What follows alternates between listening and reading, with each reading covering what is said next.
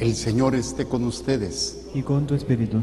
Proclamación de la buena nueva de nuestro Señor Jesucristo, según San Mateo. Gloria a ti, Señor.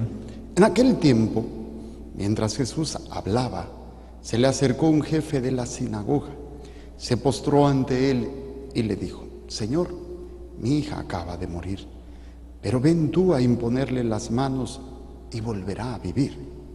Jesús se levantó y lo siguió, acompañado de sus discípulos. Entonces una mujer que padecía flujo de sangre desde hacía 12 años, se le acercó por detrás, le tocó la orilla del manto, pues pensaba: con solo tocar su manto, me curaré. Jesús, volviéndose, la miró y le dijo: hija, ten confianza, tu fe te ha curado.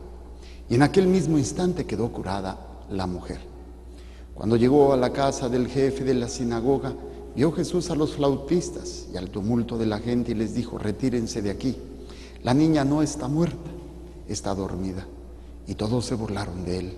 En cuanto hicieron salir a la gente, entró Jesús, tomó a la niña de la mano y ésta se levantó. La noticia se difundió por toda aquella región. Palabra del Señor. Gloria a ti, Señor Jesús. Por la lectura del Santo Evangelio, sean perdonados nuestros pecados. A ver, sentados. Quisiera empezar con una pregunta que surgió en el momento del programa cuando oí estas lecturas por primera vez. No me gusta preparar la predicación porque siento que sería como limitar lo que Dios quiera decir. Y bueno, siempre he dicho que si algo bueno sale es porque Dios inspira y no es cosa mía. Y yo preguntaba, ¿qué fue más grande de lo que hizo Jesús en este evangelio? ¿Resucitar a la muerta o sanar al enfermo? ¿Qué fue más grande? ¿Qué es más importante? Y a lo mejor unos dirían, pues, la resurrección de un muerto. Pero eso no es lo más importante. Lo más importante es el amor de Jesús que hizo que hiciera esos dos milagros. La presencia de Jesús en ese momento que se apiada y se manifiesta en un gesto uno, pero no es el único ni el más importante, del amor de Dios por esas personas. Y esto nos lleva a la primera lectura. La primera lectura es muy interesante porque es un hombre llamado Jacob. Vamos a ubicarnos en el contexto. ¿Quién es Jacob? Jacob es el nieto de Abraham, hijo de Isaac. Días anteriores, la semana pasada, aprendíamos que Jacob se robó la bendición de su hermano Esaú, porque Esaú había renunciado a su primogenitura y su propia madre le ayudó a engañar a Isaac para que el hijo más pequeño fuera bendecido y no el más grande. Esto lo medité yo el sábado en una plática en retiro que tuvimos con los papás y los padrinos de primera comunión de estos niños, y hicimos una reflexión sobre esto. No voy a retomar ese apunto, pero era nada más descubrir esa presencia de la bendición, la importancia de la bendición. Entonces, Jacob es el fruto de la fe de Abraham y de Isaac. De alguna manera, el abuelo y el padre, junto con las madres, con las esposas, van a enseñarle a Jacob quién es este Dios. Es un Dios que está con ellos, es un Dios que camina con ellos, es un Dios que incluso en los momentos difíciles, como es el sacrificio de Isaac, Dios está presente ahí, ¿sí? Y esto va a ser muy importante porque cada uno de nosotros es lo que tendremos que enseñarle a los hijos, enseñarle quién es tu Dios y cómo se ha manifestado en tu vida, para que este hijo, al oír la fe y el amor de tu Dios, tenga su propia experiencia y decir: sí, es cierto, Dios está conmigo. Dios está conmigo. Vamos a oír la narración y a ver qué es lo que nos dice. Dice el texto que Jacob Salió de Berseba. Bueno, para esto, ¿por qué salió? Porque estaba huyendo. Porque su hermano Esaú se puso enojado porque le robó la bendición, engañando a su papá. Entonces lo quiere matar. Jacob sale huyendo. Y en esa huida se da este pasaje. Dicen, Jacob salió de Berseba y se dirigió a Harán. Su mamá le dice, vete con mi hermano Labán, mientras se le baja el enojo a tu hermano. Y él salió huyendo. Al llegar a cierto lugar se dispuso a pasar ahí la noche, porque ya se había puesto el sol. Tomó entonces una piedra, se la puso de almohada y se acostó en aquel sitio. Aquí empieza la canción de piedra de hacer la cama, ¿no? Bueno, aquí no, es de piedra de hacer la almohada. Luego viene este momento del sueño. Tiene el sueño Jacob. ¿Qué sucedió? Soñó una escalera que se apoyaba en tierra y con la punta tocaba el cielo, y los ángeles de Dios subían y bajaban por ella.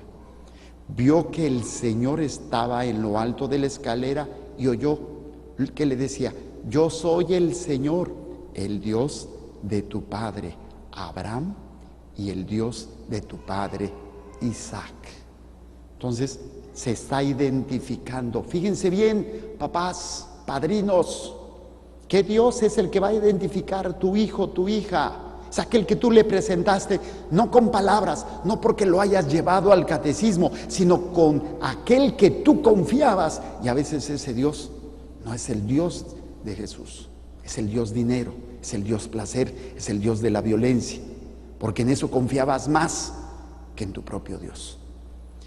El caso es que Dios se manifiesta a este hombre como el Dios de sus padres. Ahí hay una enseñanza maravillosa. Y si nos diéramos cuenta los adultos que lo que importa a veces no son tanto las palabras, sino las acciones, la manera como enfrentamos los problemas, la manera como enfrentamos las bendiciones, la manera como vivimos nuestra vida cotidiana, es la manera que le estamos diciendo a nuestro hijo, ¿quién es ese Dios? La prédica más poderosa no es la que habla, no es la que está hablando, sino la que da testimonio. Da testimonio. Y ahí es donde Satanás nos ganan a los hijos. Porque se presenta Satanás, yo soy el Dios de tu papá. Acuérdate, todas las horas que dedicó a trabajar como negro, todo lo que se esforzó para que tú tuvieras dinero, tuvieras una carrera. Y ahí, por eso los hijos aprenden y viven lo que ven en los hijos, en los padres. Imitan. Tengo un testimonio muy simpático, aunque no es el caso, pero un amigo que tiene su puesto de tacos, tiene sus taquerías. Y algo les estaba diciendo a sus hijas de que se iba a morir, algo así. Y la niña más grande le dice, o sea, qué es lo que iba a hacer. Y le preocupaba a la niña, dice, papá, ¿y los tacos y los puestos de tacos? O sea, así como diciendo, oye, claro, no es el caso de que sea en ese sentido, pero a veces la posición económica, la fuente de trabajo, o a veces nuestros pecados, el alcohol, la droga, se vuelve nuestro Dios, nuestro escape, nuestra seguridad. Y esto es lo que transmitimos y esto es lo que enseñamos. Y cuando se presenta Satanás, pues es fácil, ya el trabajo, ya se los entregamos de pechito a Satanás, a los hijos, ya no tiene que esforzarse, porque le preparamos el trabajo, el camino, por nuestra manera de vivir a ese Dios. Entonces, bueno, se presenta Dios como el Dios de sus padres. Se me hace muy interesante. Y le vuelve a dar la promesa que le hizo a su papá y a su abuelo. Te voy a dar a ti una descendencia, la tierra en que estás acostado. Tus descendientes van a ser tan numerosos como O sea, ratifica la bendición que había dado a sus padres. Y eso sería lo interesante, que lo que tu hijo descubra no es más que la ratificación de lo que Dios ha revelado en ti y que tú le has enseñado a tu hijo. Lo que tú le has enseñado a tu hijo es lo que va a permitir que ese hijo identifique a tu Dios. La pregunta es, ¿cuál es tu Dios? Y ahí es donde nos daremos cuenta qué mal estamos, qué mal andamos. Bueno, Y luego le dice, y por ti tus descendientes serán bendecidos todos los pueblos de la tierra. Yo estoy contigo, te cuidaré por donde quiera que vayas. Te haré regresar a esta tierra y no te abandonaré ni dejaré de cumplir lo que te he prometido. Pero lo interesante es cómo Jacob descubre esa presencia. El sueño le ayuda a descubrir la presencia de Dios, y la circunstancia que le ayudó a descubrir la presencia de Dios fue la persecución de su propio hermano que lo quería matar. Tuvo que salir huyendo, y en esa persecución Jacob descubre al Dios de su padre. Y muchos papás, por sobreproteger a sus hijos, les están robando a sus hijos la posibilidad de descubrir a este Dios, de descubrirlo, de vivirlo. Es una experiencia personal y única. Por eso, cuando Jacob despertó de su sueño, dijo: realmente el Señor está en este lugar, y no lo sabía. Obviamente, esto va a evolucionar. Antiguamente se pensaba que Dios habitaba en un lugar, tanto que después se va a construir un templo y hasta le deja una piedrita ahí Jacob como señal de la presencia de Dios. Ahora nosotros sabemos que Dios no ocupa un espacio físico, no es en un templo, es en el corazón, en los templos vivos que somos nosotros. Pero esto va a evolucionar, va a crecer. Dice: realmente el Señor está en este lugar, y yo no lo sabía. Y exclamó asustado: ¡qué terrible es este lugar! O sea, imagínense descubrir la presencia de Dios. Es algo terrible, pero no en el sentido del miedo, aunque antiguamente, y el mismo Señor lo va a decir con Moisés, cuando se da ese problemita con sus hermanos Aarón y Miriam, que empiezan a hablar en contra de Moisés, como diciendo: ay, nada más habló Dios con Moisés, también con nosotros. Y entonces viene esa situación de envidia. Entonces Dios dice: es que con los profetas hablo por medio de sueños, con Moisés hablo cara a cara, porque no se podía ver la presencia de Dios, el rostro de Dios, y sobrevivir. Era el miedo. Entonces por eso Jacob se despierta todo asustado: ¡qué terrible! Dios está aquí. Por el miedo de morir, de saber que Dios está ahí, por la cuestión imponente de Dios, que nadie podía verlo. Pero por eso es esa expresión, ¿no? Qué terrible, qué terrible. Realmente el Señor está en este lugar y yo no lo sabía. Y exclamó asustado: qué terrible es este lugar. Es nada menos que la casa de Dios y la puerta del cielo. Y luego hace esa señal, pone una piedra, la unge con aceite, ¿sí? Una piedra como memorial, o sea, como recuerdo que ahí Dios se le manifestó. Y aquella ciudad se le llamó Betel, casa de Dios. De ahí viene Betania, la casa de Dios. Que después, ¿quién va a nacer en Betania? Jesús, la casa de Dios, en Belén. Entonces, vean todos estos elementos que son hermosísimos. Cuando lo entendemos, oye, ya nuestra fe es diferente. Ya no es una fe ciega en el sentido, una fe milagrera, sino una fe consciente de la presencia de Dios. Luego viene otro elemento, ¿no? Dice: y aquella ciudad le puso por nombre Betel, aunque su nombre primitivo era Luz. Y Jacob hizo una promesa diciendo: si Dios está conmigo, voy a regresar aquí. ¿Cómo Jacob va a sentir la presencia de Dios? Esto, mucho cuidado, está bien para los primeros momentos de una fe infantil, de una fe del tipo del niño. Está bien, que me vaya bien. Si me va bien, quiere decir que Dios está conmigo. Entonces, así lo presenta Jacob. Fíjense lo que dice: si Dios está conmigo, si me cuida en el viaje que estoy haciendo, si me da pan para comer y ropa para vestirme, si vuelvo sano y salvo a casa de mi padre, entonces el Señor será mi Dios, y esta piedra que he colocado como memorial será casa de Dios. Y todo lo que el Señor me dé, le pagaré el diezmo. Era la idea. Me va bien, es que Dios está conmigo. Me va mal, Dios me está castigando. Esto antiguamente así se veía. Ahora, desgraciadamente, qué pena es que muchos católicos Tengan esta misma idea, me va bien, es que Dios está conmigo. Ay, ¿por qué Dios me abandonó? Por más que le echo ganas, hago el esfuerzo, no me rinde el dinero, salgo de un problema para entrar a otro, que tengo un familiar enfermo, se me murió otro, ay, Dios me ha abandonado. No, dejémonos de tonterías, así no es una verdadera fe, no es una fe madura, no es una fe que ha crecido. Y esto es lo interesante, que es lo que nos presenta el Evangelio. Yo les decía, ¿cuál fue el hecho más hermoso? ¿La resurrección o la sanación? Ninguna de las dos. Fue descubrir la presencia de Dios, el amor de Dios para esas personas, independientemente que se haya manifestado en algo bonito. Oye, pues uno está enfermo y que lo sanes, pues que Dios me quiere. O se te murió un familiar, mientras no sea la suegra, y te la resuciten. Ay, pues qué bueno, ¿no? Sí, porque resuciten a la suegra, dices, no, mejor no, que la deje así.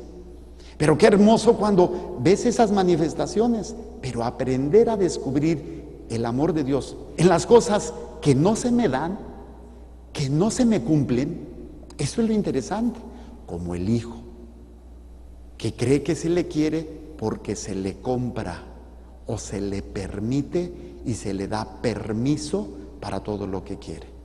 Mi mamá me quiere. Mi mamá ya no me quiere, no me dejó ir al cine, no me dejó ir a la fiesta, no me dio dinero. Aprender a descubrir el amor de Dios, la presencia de Dios, como Jacob lo descubrió, tuvo que salir huyendo, tuvo que salir y trabajar para sobrevivir.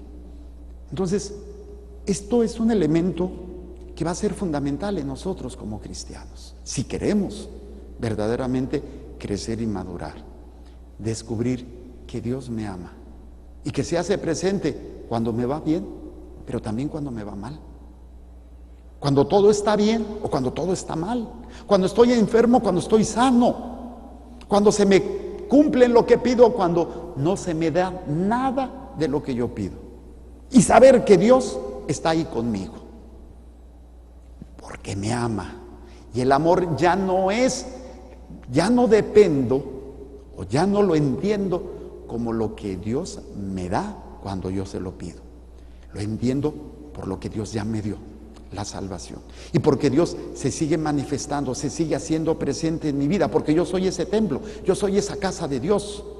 Y Dios se sigue manifestando en mi vida y me acompaña en lo bueno y en lo malo. Y siento esa presencia de Dios, que ya no depende en que me vaya muy bien todo, no tenga problemas, mi familia esté muy bien.